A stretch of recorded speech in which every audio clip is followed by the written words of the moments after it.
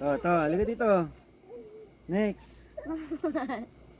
Ano ang serbisyong binibigay ng mga guro?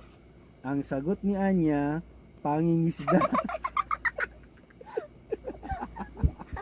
Pangingisda. Anak, come here. Pagtuturo ng mga kaalaman. Letter A. Okay. This one. Tignan mo. Ang mga barangay tanod ang nagsimula ng kaguluhan sa barangay. Tama, bakit nilagay mo tama?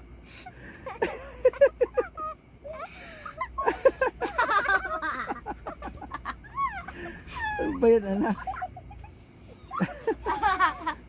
Ang mga health worker ay tumutulong para sa kalusugan. Bakit mali? No. I do you have a bunch of trouble. Ito. Ang mga produkto na binibigay ng mga panadero ay, ano yung mga panadero? Bakery. Bakery. Oh, anong binibigay, anong mga product nila, anong tinitinda nila?